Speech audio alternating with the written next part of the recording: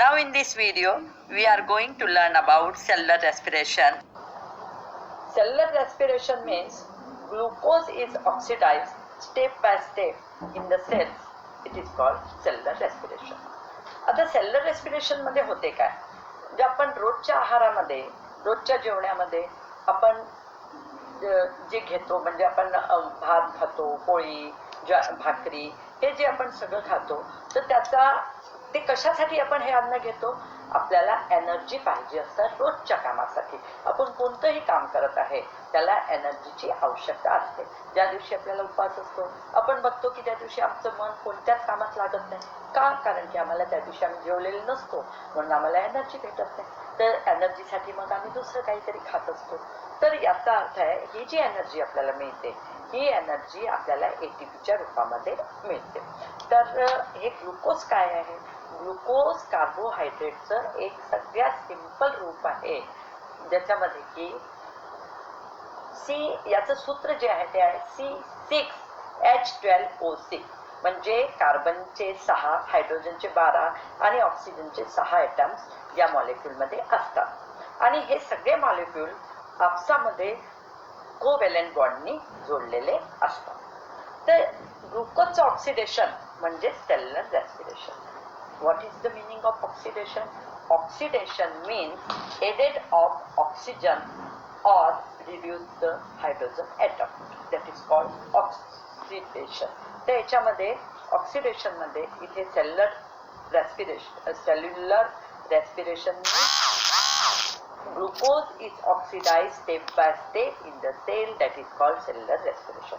Cellular respiration occurs in living organism and there are two types of respiration: aerobic respiration and anaerobic respiration. Aerobic respiration जसं त्या नावावरूनच तुम्हाला समजत असते. Aerobic म्हणजे तिथे एअर इन्व्हॉल्व होते म्हणजे oxygen is involve in this type of respiration. And when oxygen is not involved, that is called anaerobic respiration. हे जे aerobic respiration आहे, there are 3 methods in aerobic respiration. First method is glycolysis, second is tricarboxylic acid cycle means TCA, and third one is electron transfer chain reaction. First we will take glycolysis. Glycolysis, this process occurs in cytoplasm. In this glucose, which is 6 carbon atom molecule, it is converted into 2 molecule of pyruvic acid, 2 molecule of ATP and 2 molecule of NADH2 and 2 molecule of water. म्हणजे एका glucose पासून आपल्याला 2 molecule pyruvic ॲसिडचे मिळतात, 2 molecule एटीपीचे, 2 molecule NADH2चे आणि 2 molecule वॉटरचे मिळतात. हे जे pyruvic acid आहे हे पायरुविक ॲसिड पासून हे पायरुविक ॲसिड जे आहे हे 3 कार्बन मॉलिक्यूल 3 कार्बन ॲटम असतात. त्याच्यामध्ये ग्लुकोजचे 6 कार्बन ॲटम असतात आणि पायरुविक ॲसिडचे 3 कार्बन ॲटम असतात. आता या पायरुविक ॲसिड पासून आपल्याला 2 मॉलिक्यूल मिळतात ॲसिटिल कोएन्झाइम चे आणि 2 मॉलिक्यूल NADH2चे आणि 2 मॉलिक्यूल कार्बन डायऑक्साईडचे मिळतात. तर या प्रोसेसमध्ये आपल्याला पूर्णपणे जे पायरुविक ॲसिड तयार होऊन गेलेलं आहे आपल्याला 4 मॉलिक्यूल आपल्याला 2 मॉलिक्यूल ATPचे मिळालेले आहे, 4 मॉलिक्यूल NADH2चे मिळालेले आहे, कार्बन डायऑक्साईड अँड वॉटर हे सर्व मिळालेले. Thus we have completed glycolysis process. आणि ही सगळ्यात पहिले डिस्कवर कोणी केली होती? हे एम्बेडेन, मेयरहॉफ आणि पार्सन या 3 वैज्ञानिकांनी मिळून ही मसल्समध्ये याला सगळ्यात पहिले एक्सपेरिमेंट मसल्सवर केलेलं होतं आणि म्हणून यांच्या नावावरच या ग्लायकोलिसिसचं नाव पडलेलं आहे एम्बेडेन मेयरहॉफ बॅरदास पाथवे किंवा याला EMP पाथवे पण म्हणतात. गुत्सव एम्बेडेन, ऑटो मेयरहॉफ अँड जेकॉब पॅल्सन यांनी आपल्या कलिगसोबत मिळून ही प्रोसेस इंट्रोड्यूस केली होती, डिस्कवर केली होती आणि या प्रोसेसला ग्लायकोलिसिस हे नाव दिलं गेलं. Now we will start second step of aerobic respiration, that is tricarboxylic acid cycle. The molecule of acetyl coenzyme A is formed in process of glycolysis. That glycolysis enters in mitochondria. It enters in mitochondria, and the cyclic chain of reaction called as tricarboxylic acid cycle is operated on it in the mitochondria. आता हा ज्या ग्लायकोलिसिसच्या प्रोसेसमध्ये आपण बघितलं होतं की second स्टेपमध्ये जेव्हा pyruvic acid that is converted into acetyl coenzyme A and NADH2CO2, then the acetyl coenzyme A that enters mitochondria, and acetyl part of that coenzyme is totally oxidized in this process. Means in Krebs cycle, or this cycle is also called Krebs cycle because Sir Hans Krebs he discovered this process and this cycle, and so he was awarded Nobel Prize for this discovery in 1953. So it is also called Krebs cycle.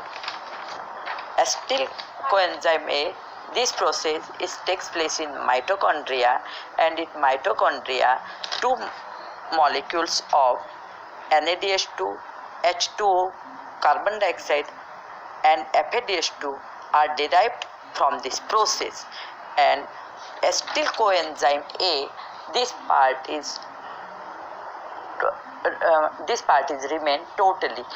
आता तुम्ही बघा पहा याच्यामध्ये ही जी cycle तुम्हाला चित्रामध्ये दाखवल्या गेलेली आहे, याच्यामध्ये एसिटिल कोएन्झाइम ए हे पूर्णपणे तुम्ही बघत असाल की याचा जो एसिटिल पार्ट आहे हा पूर्णपणे आपल्याला NADH2, FADH2, वॉटर आणि कार्बन डायऑक्साईड यापासून तयार झालेली आहे, आणि कोएन्झाइम हा पार्ट तसाच राहिलेला आहे, आणि ही आहे क्रेब्स सायकल.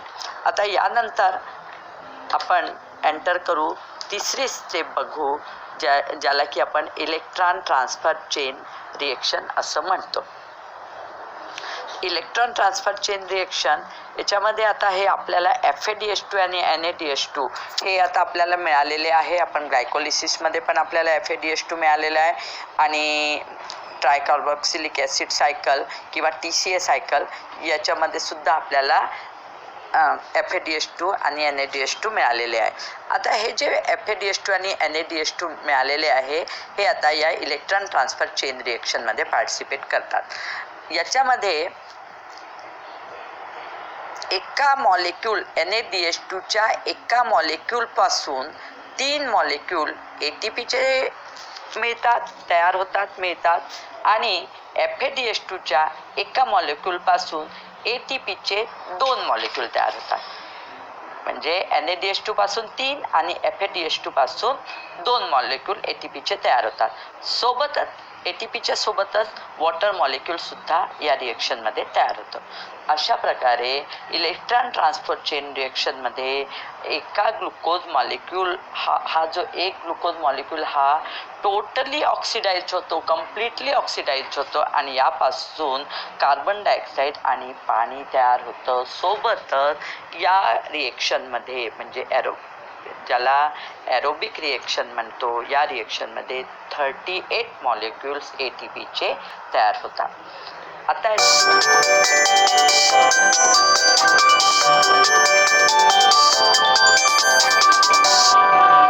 याला म्हणतात NADH2 ला म्हणतात निकोटिनामाइड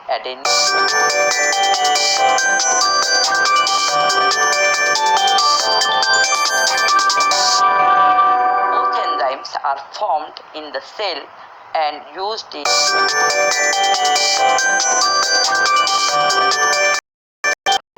झालेला होता, ते सेल्युलर रेस्पिरेशनमध्ये यूज होता. आता हे जे ATP आहे याला आपण काय म्हणतो, याला एनर्जी करन्सी असे पण म्हटलं जाते, energy currency of the cell. तर हे ATPचं आपण वारंवार नाव घेतो आहे. तर हे ATP म्हणजे काय आहे, ॲडिनोसिन ट्रायन्यूक्लियोटाइड.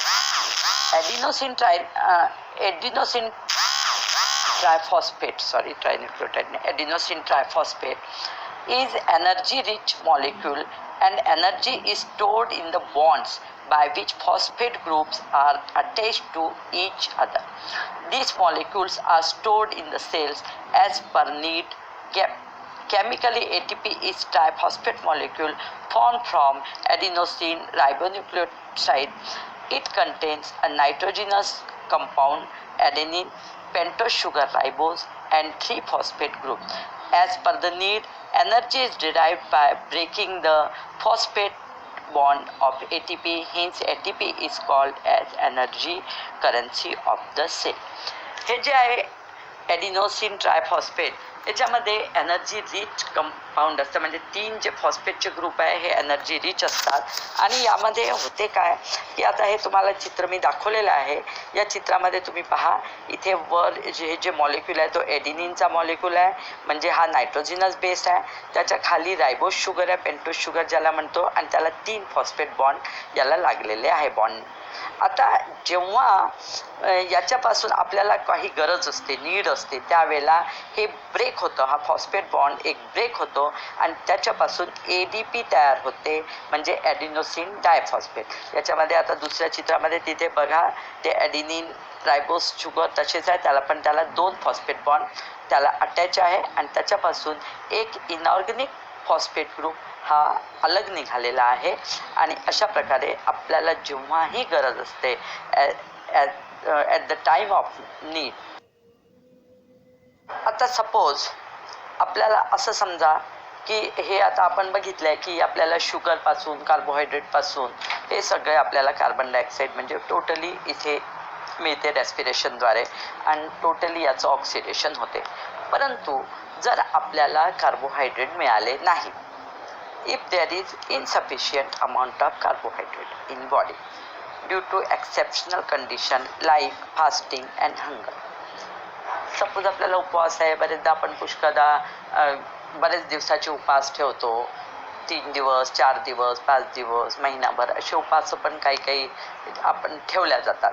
परंतु ज्या वेळेला उपवास असतात तर माणूस मरायला टेकतो का? नाही, कारण की त्यावेळेला सुद्धा तो जगतो म्हणजे त्याच्यामध्ये रेस्पिरेशन होत असते, म्हणजे त्याला एनर्जी मिळत असते. परंतु जर तो मग कार्बोहायड्रेट घेत नाही आहे तर मग त्याला एनर्जी कशी मिळणार आहे? परंतु यावेळेला काय होते की लिपिड्स आणि proteins they are use for energy production.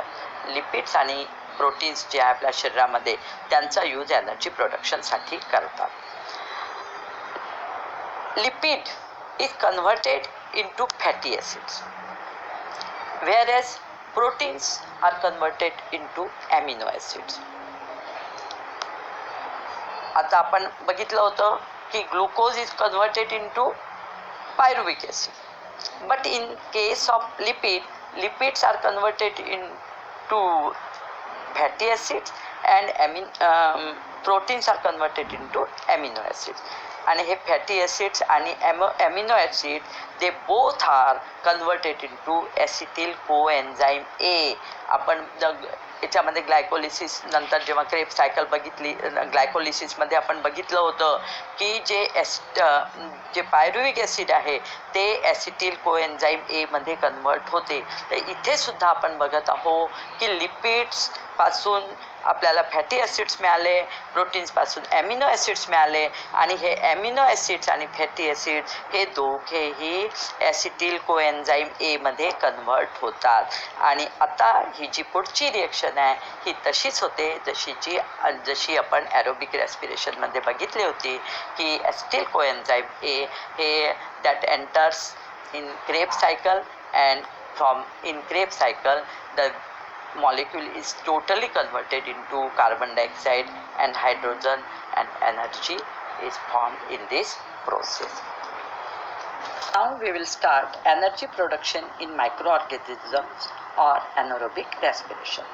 Some microorganisms cannot live in oxygen. मग अशा वेळी काय करतात? they also need energy. मग आता त्यांना एनर्जीची तर आवश्यकता असते, पण ते ऑक्सिजनमध्ये जिवंत राहू शकत नाही. मग अशा वेळी ते काय करतात? They perform anaerobic respiration for energy production. In anaerobic respiration there are two steps, glycolysis and fermentation. In glycolysis, glucose is converted into pyruvic acid. हे आपण मागेच बघितलेलं आहे की ग्लायकोलिसिसच्या ज्या 2 स्टेप्स बघितल्या होत्या त्याच्यामध्ये पहिल्या स्टेपमध्ये होतं की ग्लुकोज हे पायरुविक ॲसिडमध्ये कन्वर्ट होतं आणि हे जे पायरुविक ॲसिड आहे हे पायरुविक ॲसिड काही एन्झाईमच्या सहाय्याने हे अल्कोहोलमध्ये किंवा लॅक्टिक ॲसिडमध्ये कन्वर्ट होतं. या प्रोसेसला फर्मेंटेशन असे म्हणतात. When pyruvic acid is converted in alcohol or lactic acid or some organic acid, that process with the help of some enzymes, that process is called fermentation. Some microbes like bacteria perform anaerobic respiration. If there is deficiency of oxygen in surroundings, some higher plants, animals and aerobic microorganisms also perform aerobic respiration. म्हणजे कधी आपण आता पाहिलं की छोटे छोटे हे जे मायक्रो ऑर्गॅनिझम्स आहे हे ॲनारोबिक रेस्पिरेशन करतात. जसं आपण बघतोय की पुष्कळदा आपण आपल्या समोर पाहतो, आपल्या समोर आपण बघतो की बरेचदा आपल्याला गोबर, आपल्याला डंग वगैरे दिसते, काऊचं आणि त्या प्रकारे असं बरेचसे आपला कचरा वगैरे दिसतो. पण काही दिवसांनी जर आपण पाहिलो तर बघितलं तर आपल्याला त्याच्यावर अजिबात ते जागा साफ झालेली असते. कारण की हे जे मायक्रो ऑर्गॅनिझम्स असतात हे मायक्रो ऑर्गॅनिझम ॲनारोबिक रेस्पिरेशन करतात, त्यांनी ते एनर्जी घेतात आणि अशा प्रकारे ते रेस्पिरेशन ते जिवंत राहतात आणि हेच मायक्रो ऑर्गॅनिझम्स असतात ते जागा ते साफ करून देतात. तर हे मायक्रो ऑर्गॅनिझम्समध्ये तर ॲनारोबिक रेस्पिरेशन होते. परंतु असं जसं मी तुम्हाला सांगितलं की जर डेफिशियन्सी झाली ऑक्सिजनची सराउंडिंगमध्ये तर काही हायर प्लांट आणि ॲनिमलसुद्धा ॲनारोबिक रेस्पिरेशन करतात. आता हे कसं होते, जसं की सीड्स आपण ज्या वेळेला सीड्स म्हणजे बीज आपण टाकतो ना जमिनीमध्ये, जे सीड्स रोवले जातात ते at the time of germination तर anaerobic respiration takes place in seeds or seeds perform anaerobic respiration at the time of germination. जर्मिनेशनच्या वेळेला आता काय होते, का बरं जर्मिनेशन होतं? कारण की तुम्ही पाहात की ते पूर्ण ते सबमर्ज असतात त्याच्यामध्ये आणि पूर्णपणे त्याच्या आत असतात, तर त्यांना कोणत्याही प्रकारची हवा तिथे भेटत नाही. मग यावेळेला त्यांना काय होते की ऑक्सिजनची डेफिशियन्सी असते आणि ऑक्सिजनची डेफिशियन्सी असल्यामुळे सीड्स जर्मिनेशनच्या वेळेला ॲनारोबिक रेस्पिरेशन परफॉर्म करतात. याच प्रकारे जर आपण पाहिलं तर ज्या वेळेला हे मनुष्य म्हणजे आपण जसं एक्सरसाइज करतो, एक्सरसाइज करताना आपल्याला भरपूर प्रमाणामध्ये ऑक्सिजनची आवश्यकता पाहिजे असते, भरपूर प्रमाणामध्ये ऑक्सिजनची आवश्यकता असते आणि ही ऑक्सिजन त्यावेळेला एवढ्या प्रमाणामध्ये, कारण की एक्सरसाइजच्या वेळेला ऑक्सिजन खूप पाहिजे असते, तेवढी ऑक्सिजन आपल्याला मिळत नसते, आजूबाजूच्या वातावरणामध्ये एवढी ऑक्सिजन नसते.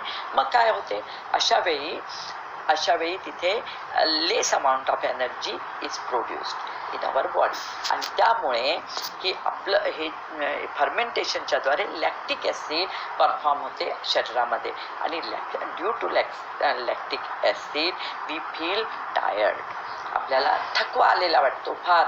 तर हे कशामुळे होतं की आपल्या शरीरामध्ये ॲनारोबिक रेस्पिरेशनच्या वेळेला लॅक्टिक ॲसिड फॉर्म होते आणि लॅक्टिक ॲसिड फॉर्म झाल्यामुळे आपल्याला थकवा आलेला असते. तर अशा प्रकारे आपण anaerobic respiration and aerobic respiration बघितलं. Now I take difference between aerobic and anaerobic respiration. You can see picture of it on your mobile. You see the points from it, and first point of aerobic respiration, that is the oxygen is required. In an aerobic respiration, in anaerobic respiration, oxygen is not required. Second point, glucose is completely oxidized in carbon dioxide and water. Second, of anaerobic respiration, glucose is oxidized in carbon dioxide and C2H5OH or lactic acid. and this is incomplete oxidation. Third one is carbon dioxide forms in higher amount. Less amount of carbon dioxide is formed in anaerobic respiration. Here 38 molecules of ATP are formed in aerobic respiration. In anaerobic respiration 2 molecules of ATP are formed. Fifth point is in this respiration large amount of energy is produced, and in anaerobic respiration exactly less amount of energy is produced.